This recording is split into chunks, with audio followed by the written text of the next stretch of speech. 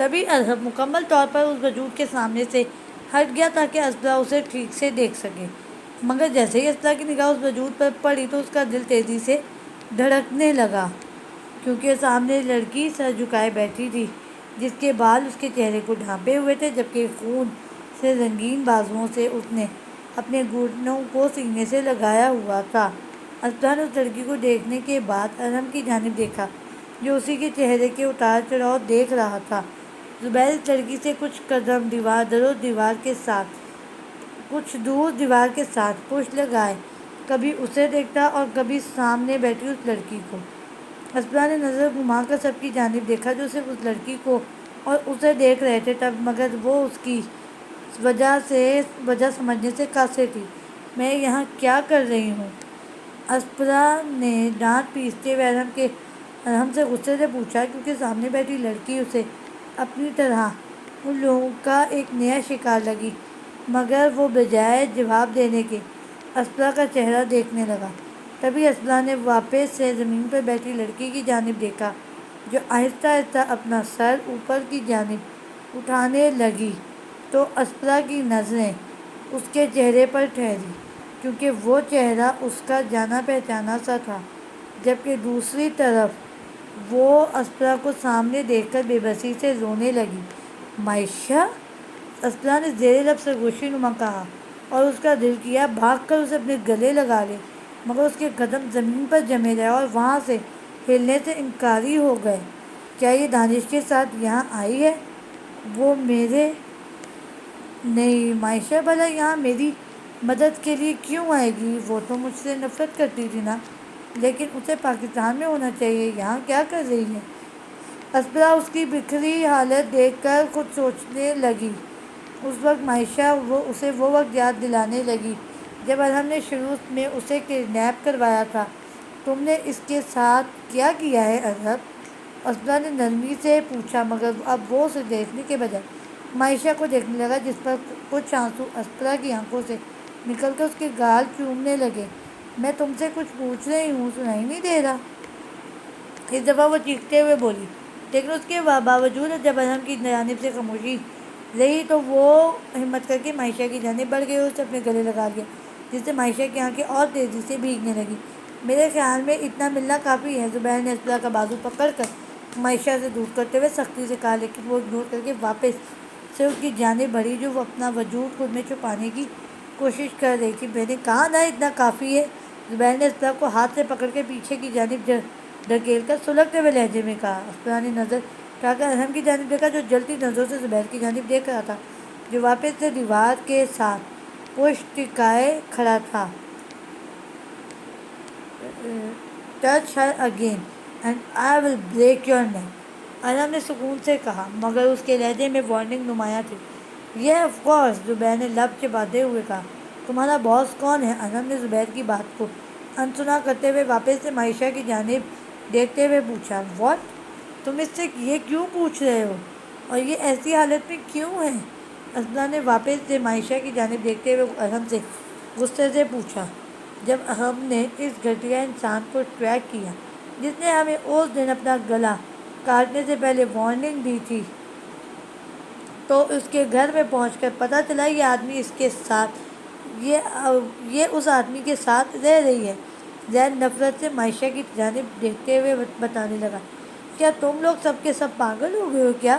مائشہ کا اس سب سے کوئی تعلق نہیں ہو سکتا، یہ صرف ایک غلط فہمی ہے، اور تم لوگ وہ جانتی ہے"، ارحم نے اسبرا کی بات درمیان میں کاٹتے ہوئے کہا۔ "نہیں، وہ میری دوست ہے"، "وہ نہیں، میں نے کہا نا وہ جانتی ہے"، ارحم نے بات پلٹ کر اپنی پیچ ڈارک بلیک آنکھیں اسبرا کے براؤن آنکھوں میں گاڑتے ہوئے تلخ لہجے میں کہا، جس پر اسبرا خوف نے خود سے سمٹی، کیونکہ شاید اب وہ ارحم کے نرم لہجے کی عادی ہونے لگی تھی۔ "غلط فہمی، زبیر نے آئی برو جھکایا۔ "اسی کا وہ آدمی تھا جس نے ارحم کو اس پارٹی میں دھمکی دی تھی، اور تم کہہ رہی ہو محض غلط فہمی ہے"، زبیر نے مائشہ کی ٹانگ پر کک مارتے ہوئے کہا، جس پر وہ تکلیف سے چیخی۔ اسبرا نے آگے بڑھ کر مائشہ کو پکڑنا چاہا، مگر علی نے اس کے سامنے آ کر راستہ بلاک کر دیا۔ "اسے دوبارہ ہاتھ لگانے کی کوشش بھی مت کرنا، بدتمیز انسان"، اسبرا نے علی کو پیچھے کر کے زبیر کی جانب دیکھتے ہوئے غصے سے کہا۔ "منہ بند کرو، یہ لوگ تمہیں حاصل کرنا چاہتے ہیں، تمہاری وجہ سے ہم لوگوں کو یہ مصائب برداشت کرنے پڑے ہیں۔ پتہ نہیں میرے بیسٹ فرینڈ کو تم میں کیا نظر آ گیا جو تمہیں ہم سب کے درمیان لے آیا۔ زبیر نے ایک لفظ چبا کر کہا، زبیر باز آؤ۔ اور ہم نے کولڈ لہجے میں کہا، خیر میں خود چل کر نہیں آئی تھی یہاں، تم لوگوں نے مجھے کڈنیپ کیا تھا اور پھر زبردستی مجھے ارحم کے ساتھ رہنے پر مجبور کیا۔ اگر تم لوگ مجھے کڈنیپ نہ کرتے تو میں اس سچویشن میں نہیں ابھرتی۔ وہ بھی حلق کے بل چلائی۔ اسپلا، ارحم چلایا۔ وہ جو تب سے سب نرمی سے ہینڈل کرنے کی کوشش کرتا، اس کی نرمی کی کھڑکی سے کود کر باہر جا گری اور کولڈ اور بلینک نظروں سے اسپلا کی آنکھوں میں دیکھنے لگا، جبکہ اسپلا بھی بغیر پلکے جھپکے اس کے جانب دیکھنے لگی، کیونکہ اسے ابھی اپنے کہے الفاظ پر کوئی افسوس نہیں تھا۔ ارحم نے اس کی آنکھوں میں دیکھتے ہوئے غصے سے اپنی مٹھیاں بند کر کے کھولی اور اسے دیکھتے ہوئے وہ دو قدم عائشہ کی جانب چلا اور زمین کی جانب جھکا، اس کے بال اپنی مٹھی میں جکڑ کر اس کا رخ اوپر کی جانب کیا اور پھر زور سے اس کا سر فرش پر دے مارا، جس پر اسپلا اور عائشہ کے منہ سے ایک ساتھ چیخ نکل گئی۔ ارحم نے اسپلا کی براؤن آنکھوں میں دیکھتے ہوئے یہ عمل واپس سے دہرایا۔ اس سے پہلے وہ بھاگ کر ان دونوں کے قریب پہنچ گئی۔ ارحم نے علی کی جانب اشارہ کیا، جو آگے بڑھ کر اس کا بازو تھام دیا۔ ارحم نے عائشہ کے بال چھوڑ کر اسے گردن سے پکڑ کر اور آہستہ زمین سے اوپر کی جانب اٹھانے لگا، جس سے عائشہ کو سانس لینے میں دقت ہونے لگی۔ ارحم مت کرو پلیز، اسے جانے دو۔ اسپلا علی سے اپنا آپ چھڑانے کی کوشش کرتے ہوئے التجائیہ کہنے لگی، جب اس کی آنکھوں سے آنسو واپس سے بہنے لگے۔ زین پلیز کچھ تو کرو، زین ارحم کو منع کرو، وہ مر جائے گی۔ زین، اسپلا نے پلٹ کر زین کو پکارا، جو حیرت سے اس کی جانب دیکھ رہا تھا۔ تبھی ارحم نے جھٹکے سے عائشہ کو نیچے کی جانب پھینک دیا، جس سے اس کی پشت دیوار کے ساتھ لگی، مگر وہ اس درد کو نظر انداز کر کے زور زور سے کھانسنے لگی اور جتنی ہو سکے اتنی آکسیجن اپنے اندر لے جانے کی کوشش کرنے لگی۔ یہ کس کے لیے کام کر رہی ہے جو تم تک پہنچنا چاہ رہا ہے؟ ارحم نے اسپلا کی جانب انگلی اٹھائی تاکہ مجھے نقصان پہنچا سکے۔ تمہارے لیے بہتر ہے تم کچھ وقت بعد جب یہ نارمل ہو اس سے سچ باہر نکل جاؤ، ورنہ میں اگلی دفعہ اس کی دھڑکنوں کو روکنے میں پل بھی نہیں لگاؤں گا۔ ابھی چھوڑ رہا ہوں تو تمہارے لیے، ارحم کہہ کر کمرے سے نکل گیا، جبکہ زبیر بھی اس کے پیچھے پیچھے چلا گیا۔ تبھی علی نے اس کا بازو چھوڑا تو وہ بھاگتے ہوئے عائشہ کے ہاتھ سے لانے لگی، جو درد سے کرا رہی تھی۔ چلو اٹھو، نکلنا ہے یہاں سے۔ علی نے عائشہ کو بازو سے پکڑ کر اٹھاتے ہوئے کہا، مگر تکلیف سے اس سے چلنا مشکل ہونے لگا تو علی اور اسپلا نے اسے سہارا دیا تو وہ اوپر کی جانب آہستہ آہستہ چلنے لگی۔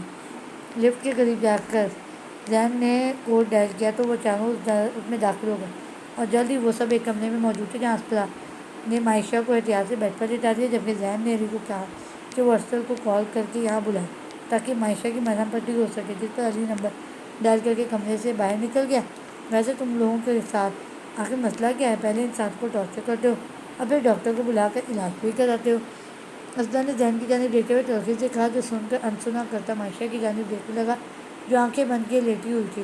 میں تم سے بات کروں؟ اسپلا نے اس کے سامنے کھڑے ہو کر گھٹتے ہوئے کہا، وہ تمہاری دشمن ہے، پھر تم کیوں اسے دوستوں کی طرح گلے لگا رہی ہو؟ زین نے نرمی سے پوچھا، عائشہ میری کبھی دشمن نہیں تھی، ہم دونوں بچپن سے گہری دوست ہیں، مگر پتہ نہیں اچانک سے اسے کیا ہو گیا اور مجھ سے نفرت کرنے لگی۔ اسپلا نے عائشہ کی جانب دیکھتے ہوئے سانس کھینچ کے کہا، جس میں زین خاموش رہا، تم لوگوں نے اسے کہاں سے ڈھونڈا؟ میں نے تمہیں بتایا بھی تھا، اس آدمی کا پیچھا کرتے ہوئے اسے پایا ہے، لیکن کیوں؟ اسپلا نے اپنے سینے پر بازو باندھے، کیونکہ اسے عائشہ کی حالت اب مزید دیکھی نہیں جا رہی تھی، جس کی رنگت زردی مائل ہو رہی تھی۔ کیا مطلب ہے کیوں؟ ہم نہیں جانتے یہ سب لوگ کون ہیں، ان کا مقصد تم تک پہنچنا ہے، تمہیں بھی نقصان پہنچا سکتے ہیں۔ زین نے دانت پیستے ہوئے کہا، عائشہ مجھے کبھی نقصان نہیں پہنچا سکتی۔ ہاں ٹھیک ہے، وہ چھوٹی موٹی مشکلات میرے لیے پیدا کرے گی، مگر مجھے کبھی ضرورت سے زیادہ ٹارچر نہیں کرے گی۔ اسپلا نے زین کی جانب دیکھتے ہوئے کہا، ساتھ اس کے ذہن میں یونی والا وہ واقعہ گھومنے لگا جب عائشہ نے اس کی کیمسٹری کے نوٹس اپنی لپسٹک اور مسکارے کی مدد سے خراب کر دیے تھے۔ یہ تم یقین کے ساتھ نہیں کہہ سکتی، ہو سکتا ہے وہ نقصان پہنچائے، ہم اور تم کچھ نہیں کہہ سکتے۔ ارحم اسے اب تک مار چکا ہوتا، اگر اسے یہ پتہ نہ چلتا کہ تم اسے جانتی ہو، اس نے صرف تمہاری وجہ سے اسے چھوڑا ہے۔ اسپلا، وہ تفصیل سے بولا، اسے جانے دو پلیز۔ اسپلا نے التجائیہ کہا، بے وقوف مت بنو اسپلا، اور ارحم نے جیسا کہا ہے بالکل ویسا کرو۔ تم نہیں جانتی ارحم کا رخ کس قدر بھیانک بھی ہو سکتا ہے، وہ اس لڑکی کو عائشہ کو سکون سے مرنے بھی نہیں دے گا۔ اسی لیے اس کی حالت پر رحم کھاؤ اور اس کے منہ سے سچ نکلواؤ۔ وہ سچ مولی سے کہہ کر زور سے دروازہ بند کر کے نکل گیا، جس کی وجہ سے معائشہ کی آنکھیں بند اور خوف سے جھٹکے سے کھل گئیں۔ ریلیکس، سب ٹھیک ہے، اسپرا نے جلدی سے آگے بڑھ کر کہا، جس سے وہ اپنی آنکھیں واپس سے موند گئی۔ جب معائشہ کی حالت تھوڑی سمجھی تو اسے واپس سے اس ڈاک کمرے میں بند کر دیا گیا۔ اسپرا نے کافی احتجاج کیا، جسے ارحم نے سختی سے رد کر دیا اور حکم دیا کہ اگلے 3 دنوں تک اگر اس کے منہ سے سچائی نہ نکلوائی تو پھر جو وہ کرے گا گلا نہ کیا جائے۔ اس کی وجہ سے اسپرا 2 دنوں سے مسلسل معائشہ کے پاس جا رہی تھی، مگر وہ اسے کچھ بتا ہی نہیں رہی تھی، اور آج اس کے پاس آخری دن تھا۔ پلیز معائشہ کو کچھ بتاؤ گی نہیں تو وہ خود کو موت کے منہ میں لے جاؤ گی، اسپرا نے پریشانی سے اس کے برابر بیٹھتے ہوئے کہا۔ میں کچھ نہیں جانتی ہوں پری، معائشہ نے کپکپاتے ہوئے لہجے میں کہہ کر آگے بڑھ کر اسپرا کو گلے سے لگا لیا، جس کی وجہ سے اسپرا کے دل میں درد اٹھا۔ مجھے بتاؤ معائشہ، تم وہاں کیا کر رہی تھی؟ یہاں تک کہ تم اس ملک میں ہی کیا کر رہی ہو؟ اسپرا نے نرمی سے پوچھا۔ میں نہیں جانتی اسپرا، میں چاہتی ہوں تم بس واپس آ جاؤ۔ سوری ہر چیز کے لیے جو میں نے تمہارے ساتھ کیا، معائشہ نے سسکتے ہوئے کہا۔ کوئی بات نہیں، چپ ہو جاؤ، اسپرا نے اس کے سامنے رومال بڑھایا، جسے تھام کر اپنی آنکھیں خشک کیں۔ تم اور تمہارے والدین سب اچانک غائب ہو گئے، پولیس نے بہت ڈھونڈا مگر کچھ بھی نہیں ملا، ہم سب بہت پریشان تھے۔ پھر ایک دن دانش غائب ہو گیا، جس کی وجہ سے اس کے والدین بہت پریشان تھے۔ اگلے دن انہیں دانش دروازے کے سامنے خون میں نہایا ملا، جس کی ایک ٹانگ ٹوٹی ہوئی تھی۔ اپنے بیٹے کی یہ حالت دیکھ کر وہ دونوں بہت ہی تکلیف میں تھے، جس پر اسپرا کی آنکھوں میں شرمندگی کی وجہ سے آنسو ٹوٹ کر گرنے لگے۔ دانش نے گھر آ کر کچھ بھی بتانے سے انکار کر دیا، جس کی وجہ سے پولیس اس کے بارے میں کوئی ایکشن نہیں لے پائی اور کالونی کے لوگ بھی اس حادثے کے بعد خوفزدہ رہنے لگے۔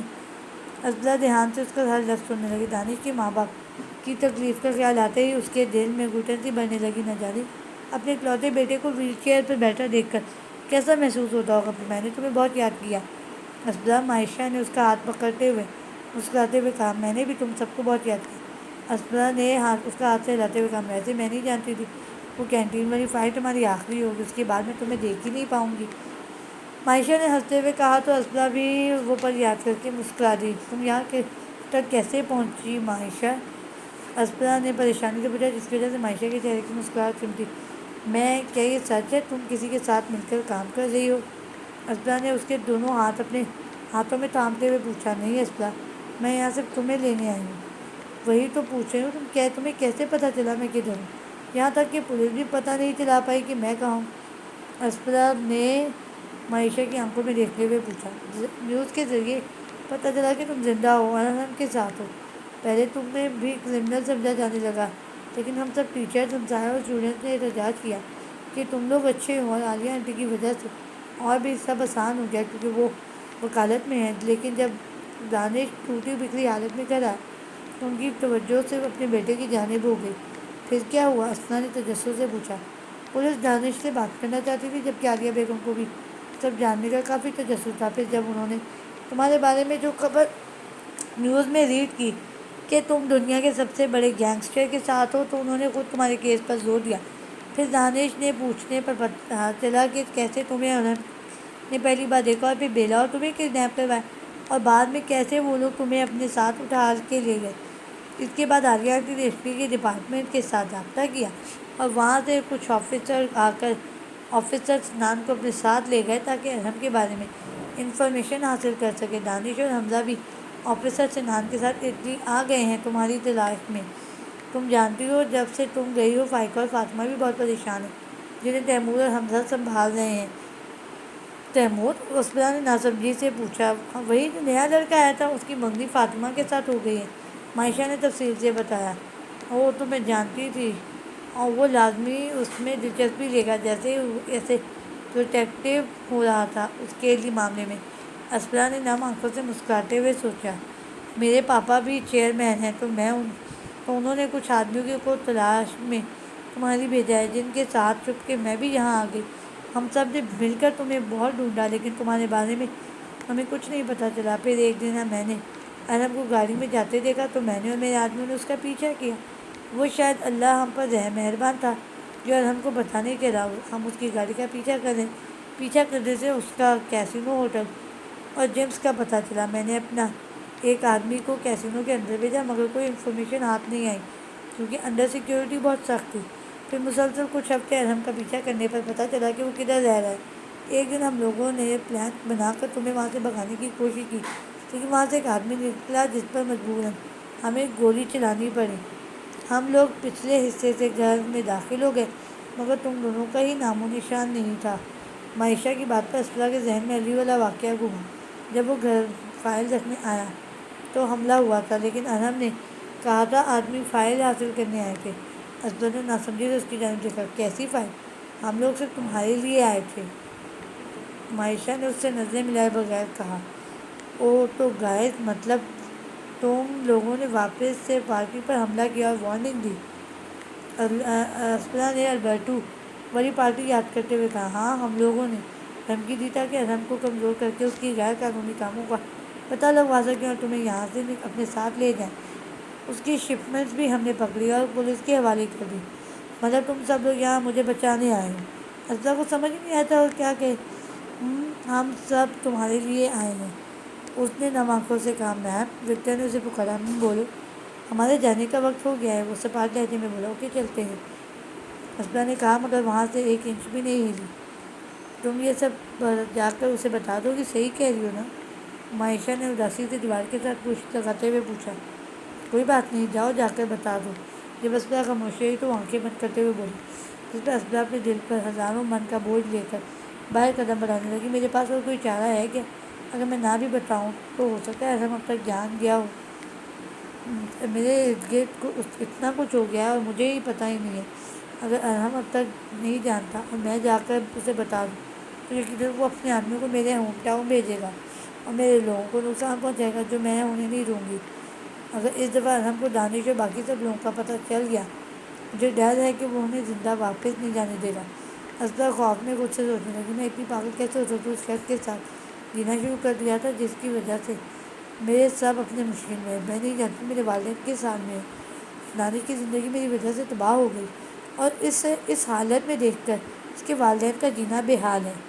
فاطمہ اور فائقہ بھی مجھے لے کر اس قدر پریشان ہیں۔ اوپر سے فائقہ کا نہ جانے کیا حال ہوگا یہ سوچ سوچ کر کہ حمزہ ٹھیک ہو جو مجھے بچانے دانش کے ساتھ یہاں موجود ہے۔ معائشہ میری محبت وجہ سے موت کے کنویں تک پہنچ گئی۔ جانے اس کے ماں باپ کا کیا حال ہوگا جب انہیں اپنی اکلوتی اولاد کی حالت کا پتہ چلے گا۔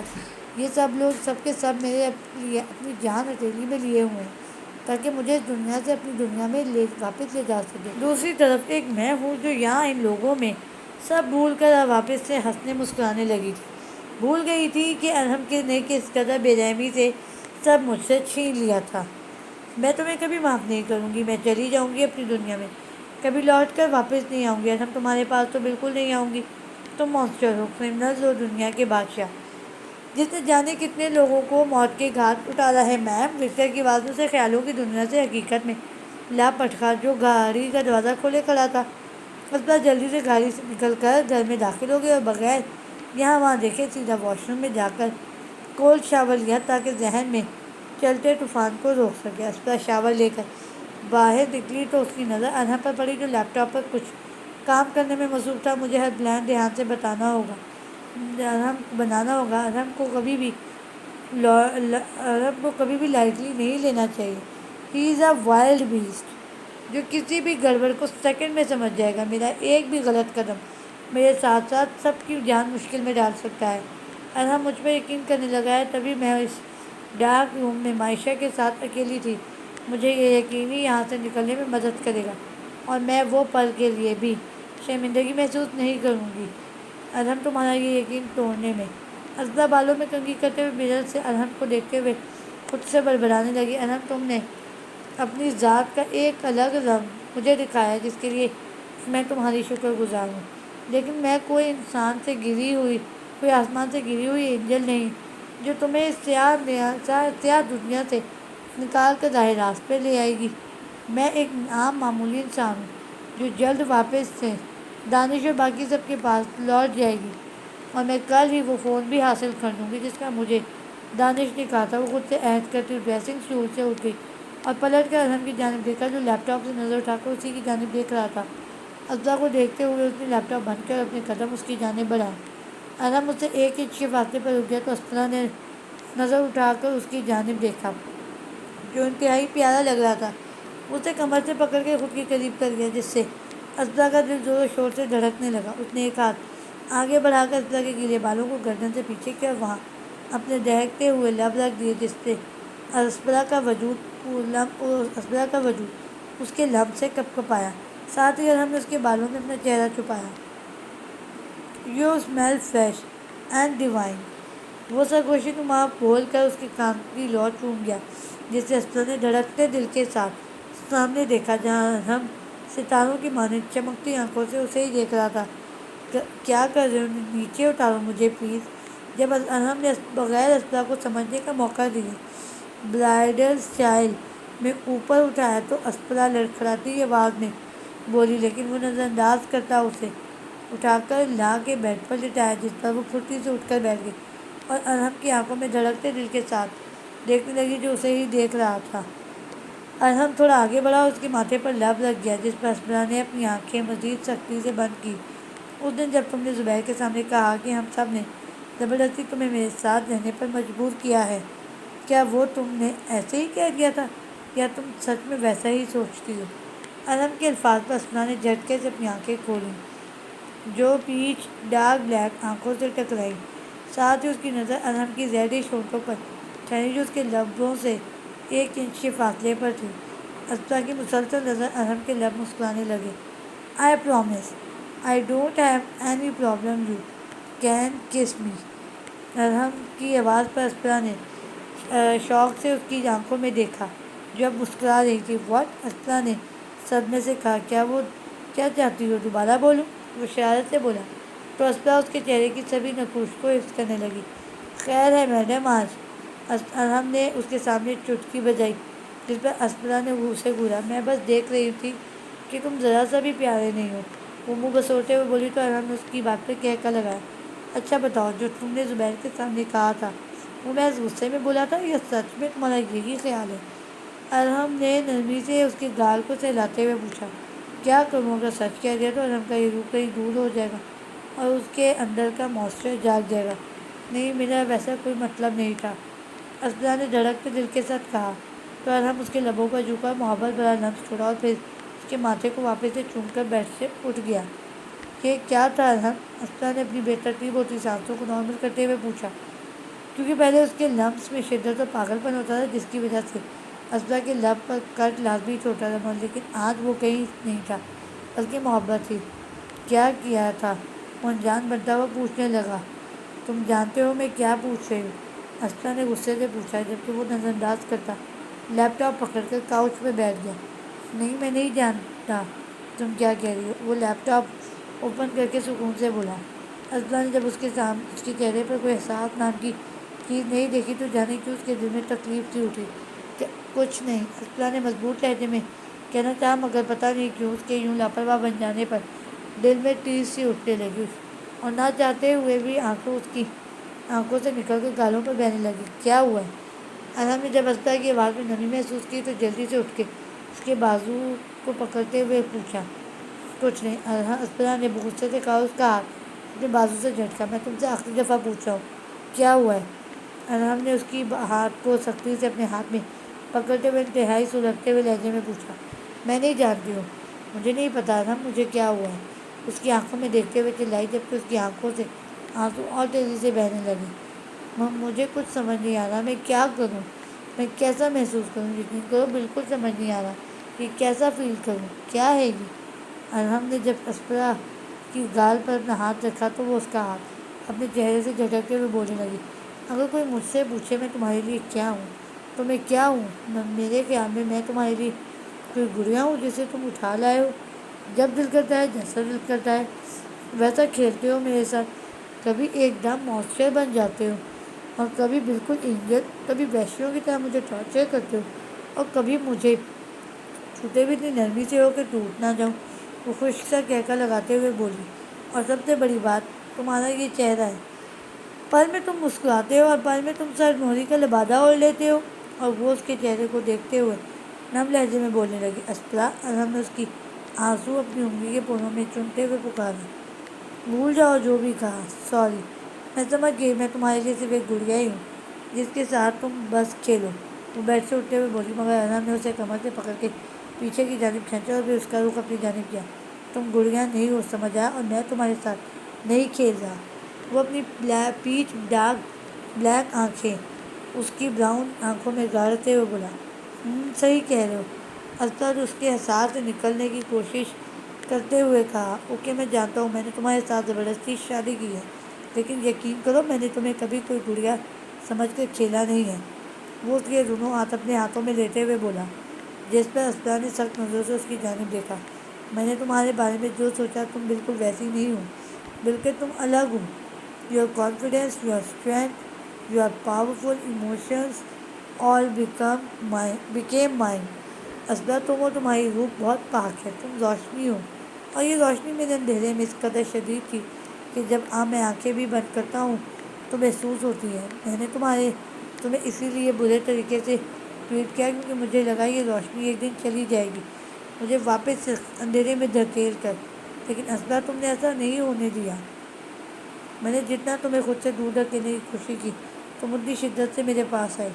تم نے ہر طرف سے اندھیرا ختم کر کے صرف روشنی بکھیر دی، اور میرے پاس کوئی آپشن نہیں بچی سوائے تمہیں اپنانے کے، تمہارے قریب آنے کے۔ ارحم، میں تمہیں کبھی خود سے دور جانے نہیں دے سکتا۔ I am selfish bastard, اسپرا، who get what he wants and I want you۔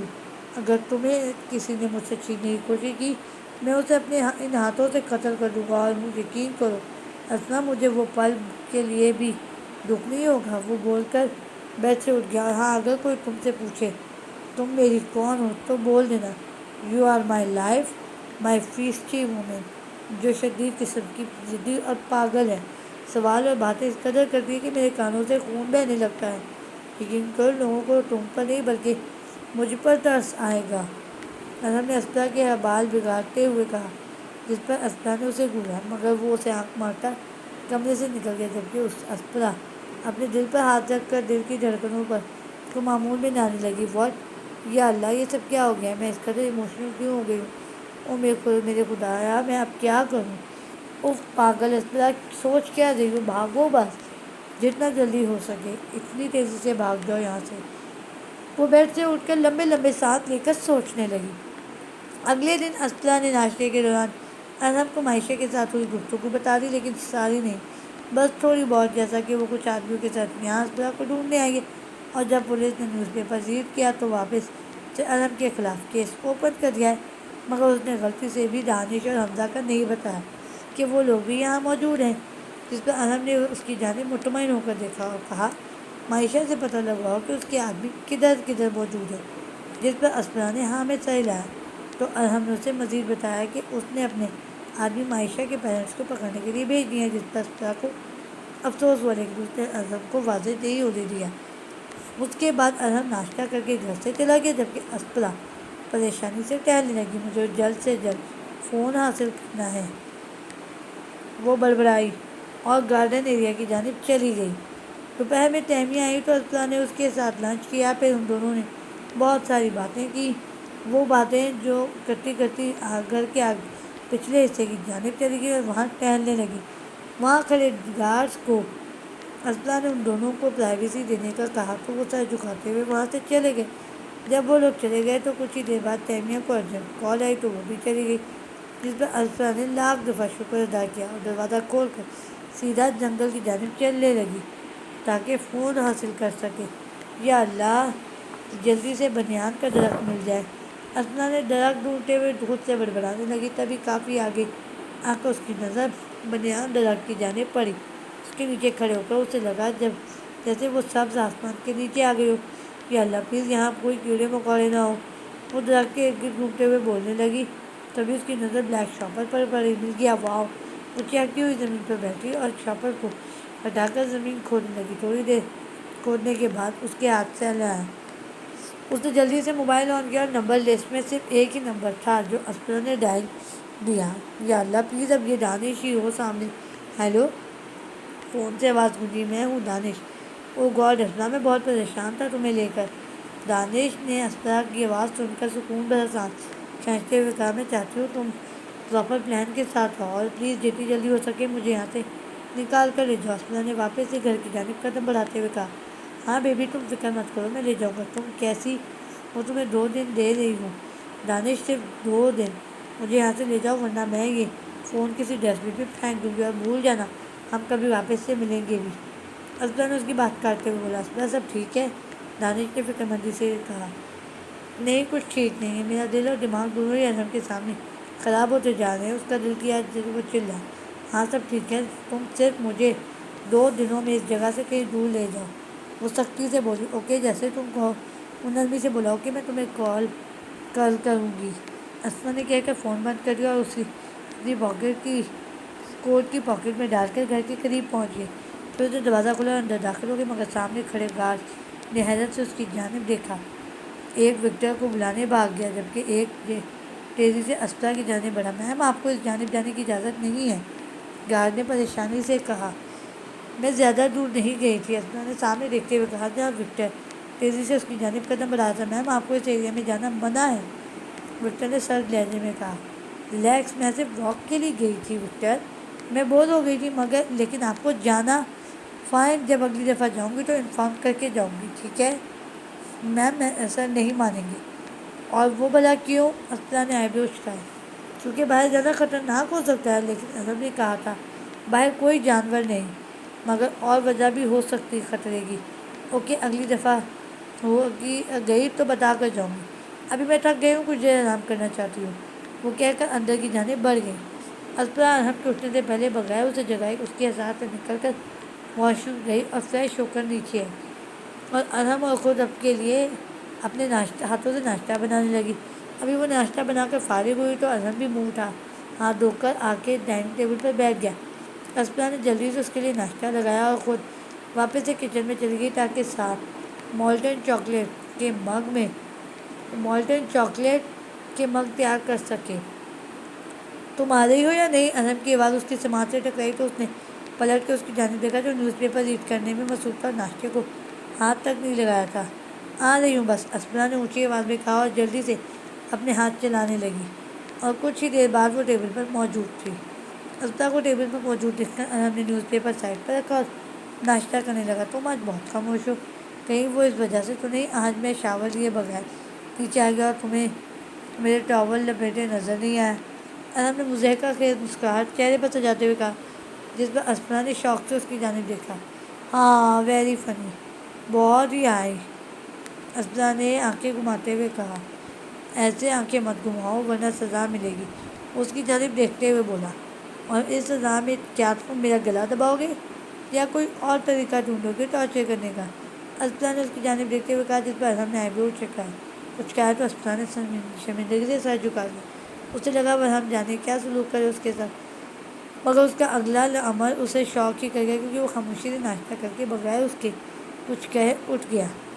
اسپنا ابھی برتن سمیٹ کے جا کے ٹی وی لاؤنج میں ٹی وی دیکھنے لگی، تبھی ارحم تیار ہو کر وہاں آیا۔ اسپنا کو لگا اب ارحم لازمی اس پر چلائے گا، مگر وہ نرمی سے اس پر جھکا اور آہستگی سے اس کی گردن کو اپنا لمس چھوڑنے لگا۔ میں آج جلدی ہی آ جاؤں گا، کچھ اچھا سا پہننا، میں تمہیں کہیں باہر گھمانے لے جاؤں گا 7 بجے تک۔ ارحم نے اس کے کان میں سرگوشی نما کہہ کر اس کے کان کی لو کو چوما اور پھر اس کے ماتھے پر اپنے لب رکھ کر دور ہو گیا، جبکہ اسپنا سانس روکے اس کی جانب دیکھنے لگی جو گھر سے باہر نکل رہا تھا۔ مجھے اس وقت صرف دانش کو سوچنا چاہیے کہ وہ آخر کیا پلان بنا رہا ہوگا، لیکن میرا ذہن بار بار ارحم پر کیوں ٹھہر رہا ہے۔ مجھے خوش ہونا چاہیے، میں فائنلی یہاں سے نکل جاؤں گی، لیکن یہ دل میں گھٹن کیوں بڑھتی جا رہی ہے؟ ارحم کے ساتھ گزارا وقت کیوں یاد آ رہا ہے؟ وہ اپنے بالوں میں انگلیاں چلانے لگی۔ جب خیال آتا ہے وہ انسان نہیں ہے بلکہ کولڈ بلڈ کرمنل ہے، تو تبھی ذہن میں اس کی چلتی دھڑکنوں کی آواز کیوں سنائی دینے لگتی ہے جو میں نے اپنا سر اس کے سینے پر رکھ کر محسوس کی ہے۔ وہ آنکھیں بند کر کے خود سے کہنے لگی، لیکن وہ دھڑکنیں تو ہر انسان کی چلتی ہیں، کیونکہ یہ ضروری ہے انسان کے زندہ رہنے کے لیے، دماغ نے دلیل دی۔ I felt his emotions I was too scared to reveal and witness۔ دل بڑبڑایا، oh my god shut up both of you. Aspra اپنے دل اور دماغ دونوں پر چلائی. مجھے نفرت ہے تم سے ارحم، شدید قسم کی نفرت. لیکن ہاں میں مانتی ہوں میں نے تم میں تبدیلی دیکھی ہے، لیکن تم مافیا میں ملوث انسان ہو. جان لیتے ہو میں تمہارے ساتھ کبھی بھی نہیں رہ سکتی. اسپرا جلدی سے کہہ کر اپنے کمرے میں گئی اور کبر سے سیل نکال کر دانش کا نمبر ڈائل کرنے لگی. ہیلو اسپرا، کیا پلان تیار ہے؟ اسپرا نے جلدی سے پوچھا. ہاں تیار ہے، بہت پہلے کا، وہ سکون سے بولا. تم نے یہ مجھے کل کیوں نہیں بتایا تھا؟ اسپرا نے مایوسی سے پوچھا. ہم نے ایسے ہی بنایا تھا مگر کل کنفرم کیا تھا. صحیح بتاؤ کیا پلان ہے؟ اسپرا نے بے صبری سے پوچھا. اوکے، کل تمہارا وہاں آخری دن ہے اور تمہیں ویسے ہی گزارنا ہے جیسے اب تک گزار رہی ہو، تاکہ تم پر کسی کو شک نہ ہو. اوکے وہ میں جانتی ہوں. گڈ. کل ہم ارحم کا ہوٹل جلا دیں گے.